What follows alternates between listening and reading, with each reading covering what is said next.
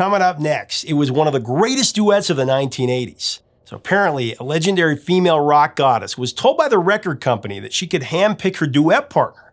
Her first 4 to 5 choices, including Robert Plant and Paul Rodgers, weren't available though. And then this hard rock frontman stepped in, and even though he wasn't one of the first choices, he might have even been the 5th choice, he knocked it out of the park. So both of these superstars tell us the story in exclusive interviews coming up next on Professor of Rock, brought to you by Zenni Eyewear. Hey music junkies, Professor of Rock always here to celebrate the greatest artists and the greatest songs of all time. If you are all about music, you're going to want to subscribe below to this channel so you don't miss out on our daily content. So it's time for a new episode of our series called Dose, where we go behind the greatest duets of all time. We haven't done one of these in a long time.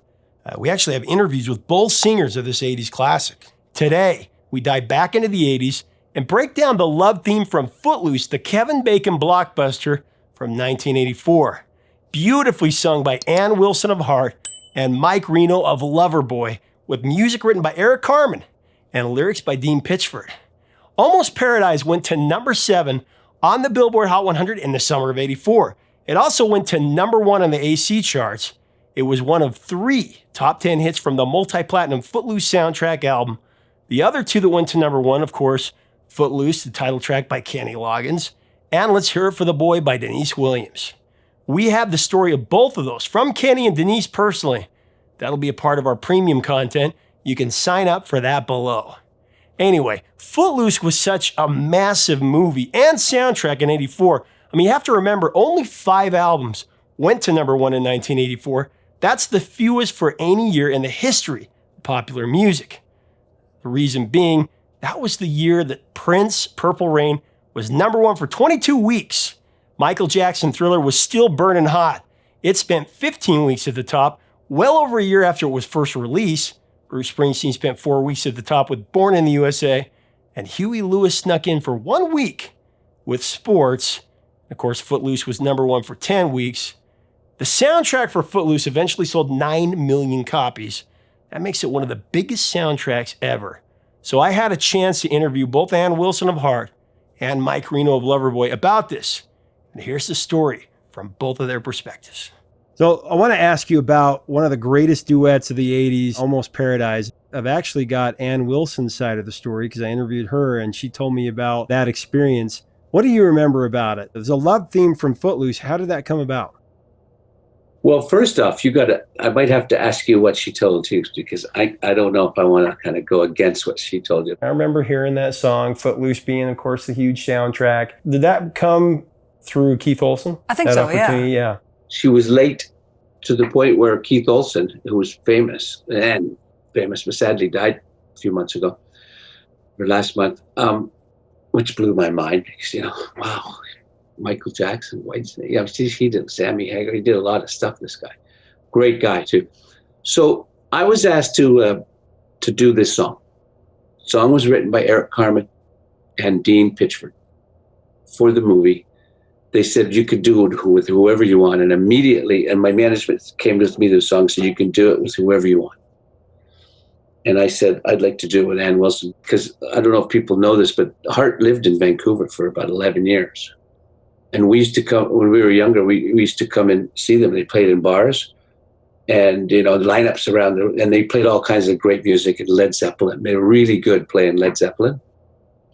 And then they played a bunch of their original music. This is almost before they started recording, I think. And then they ended up recording their first few albums here in Vancouver, like Dreamboat Annie and all that. So I immediately wanted her to sing because I've always been a huge fan of hers.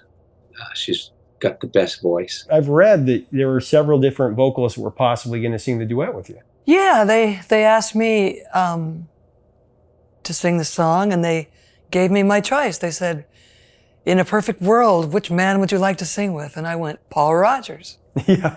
Without even skipping man. a beat. And but he wasn't available. And then I said Robert Plant, and of course he wasn't available. and none of the ones that I chose were available. Somewhere Lou Gramm was one too. Lou Gramm definitely was one. Which at his peak, wow. Oh, wow. We were just listening to I Want to Know What Love Is the other night in the dressing room, Nancy and I were. and just going like, oh man. I wanna know what love is. Won't you show me? That He and guy. Steve Perry at their peak. Oh, yeah, Oh, yeah. man. We did a tour several years ago with Journey, with Arnel Pineda, who is amazing. Oh, yeah. Amazing. Great story, too. But it would have been a whole different thing with Yeah. Steve Perry, you know. Well, and Mike Reno, which Mike you Reno guys... is a great guy. I know, you guys and a gentleman. really, your voices really shook hands. I mean, you really came together on that song. So, you know, management people approached each other's management people and said, we'd like to do this, and it's for a movie, and Mike's chosen Anne to sing it, and we sent her the music so she could learn it. And it turned out that Loverboy was touring, Heart was touring, but we had a couple of days off during the middle of the week, and we both flew to Chicago. And we went to Pierce Arrow, which was used to be a car company, but they turned it into a recording studio, a section of it. And my buddy, who I'd done work with before, I'd worked with Keith Olsen before on a Sammy Hagar album. Mm-hmm. And so I was glad that he was producing because he's a great guy and a great producer. They had worked up a track, and it was almost a synth track with just a bit of drums and bass. And so they were ready to record, and like an hour went by, and they're sitting around, and I'm sitting around, and then another hour went by, and like 3-4 hours went by, and Keith said, we got to call it because she's obviously not coming.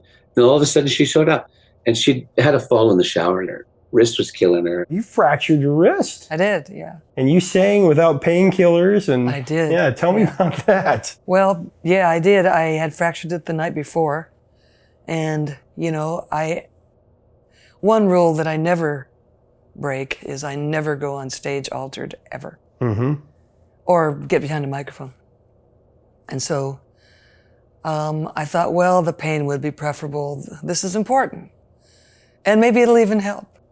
And so Mike Reno was such a gentleman. He came in off his own private plane from Vancouver. And I think we recorded it in Chicago or someplace. And I was limping along like, oh, God. Oh, yeah. And he took off his white silk scarf and he made a little sling. Oh. And tied it around my neck and carefully put my wrist in it, you know. And then we did this vocal together, and it turned out to be just great. You know, what's funny is I wanted to make sure she would just be nice and calm. And I said, there's no problem if we don't feel like doing this. We don't have to do it.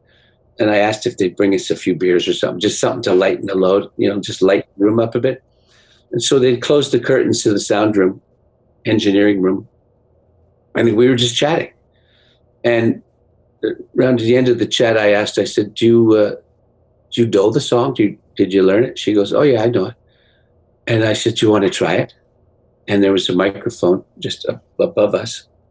So she said, sure. So we stood facing each other in one microphone. And I said, Keith, could you roll it? And we're going to record one. And he just recorded one. And he just went, thank you. Perfect. Like, when does that ever happen? Singing in the same microphone like that. You know what I mean? And it's boom, done. One take. And it's literally like a magic moment. And that's kind of why, I don't know. It's just every time I hear it, I just remember singing it. And it wasn't like a big deal. We just sang it. She knew her part. I knew mine.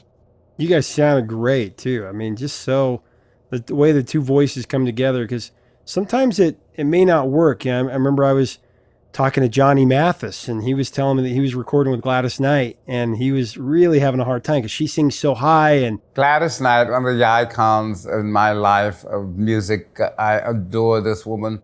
It was not easy because we had to find a key that was palatable for both of us. And I said, well, it's a little too high, it's a little too low. Gladys says, don't worry, put it in your key, I'll sing it. And she just improvised all around me. Great singer. He's got a style. Like, some of the guys are really stylists, you know? Like, you know, they just have a really good style. You know, one of the guys I've always looked up to is Frank Sinatra. Oh, yeah. The way he could pull that off. And I heard lots of stories about how he used to he'd have to try to get his breath longer. So he used to hold his breath when he swim like 2 lengths of the pool without taking a breath, till he could get it bigger, because he was a very slight guy. This big, huge voice, right? I know we're off topic, but that just reminded me of some great. No, I mean, he used to watch Tommy Dorsey, the way that he would play, and that's how he would. I'm a huge Sinatra fan. That's actually one of the reasons I wear the hat. Yeah. He's my favorite singer of all time. He did. He was very stylized, very technical singer, and from what I understand, he'd try it 3 or 4 times, and if he wasn't getting it, he's like, next song.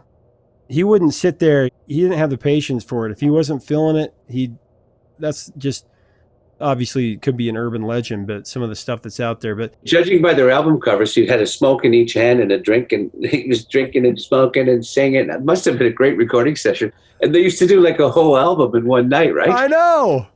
That's probably why he would do that. Do it once or twice. If it wasn't working, all right, next song. Yeah. And the band was like playing live, like right. Well, Almost Paradise was, it was a huge song. It went to #1 in the AC charts here. It went to #7 here. It was like 13 or 14 weeks in the top 40, which was a long time at that moment. And #2 in Canada. It was a big song on a big soundtrack to be the love theme for Footloose. And it's interesting. I now have the story of all the songs on Footloose because I've done Kenny Loggins and Let's Hear It for the Boy. And Right. just a great song and a great session. And the song came out and it's still played on the radio all the time now. Yeah, I get a kick out of that one too. It was kind of like the wedding song of the time, right? People played it at all the weddings and stuff. Oh, yeah. Just kind of cool to have. I sing it a lot of times now with my wife. She sings it very well too. Oh, that's cool. If she's on tour with us, we'll go and the Loverboy will play it. We do a great version of it. So, do you know that Ann and I have never sung that on a stage? I did. She told me that. Yeah. Which is crazy because you've sung it with other people and she sang it with other people. Because she sang it one time with Kenny Loggins at this award show or something. Almost paradise. We're knocking on heaven's door.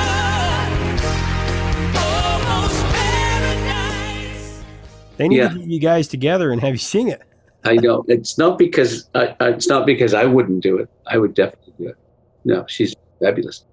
And we're both still out there working, so there's still a hope. Thank you for watching. Leave us a comment about this song and the soundtrack below. Give us your thoughts on Ann Wilson and Mike Reno. Share with us, what other duets do you think we should celebrate in the future on this show? You can hear this song and the Footloose soundtrack in our curated playlist below. Also, you can get this blockbuster on vinyl when you click on our link in the description. Also, check out the artist merch link as well. If you like our content, subscribe to our channel to see more. Help us keep the music alive. Until next time, 3 chords and the truth, my friends. Stay safe.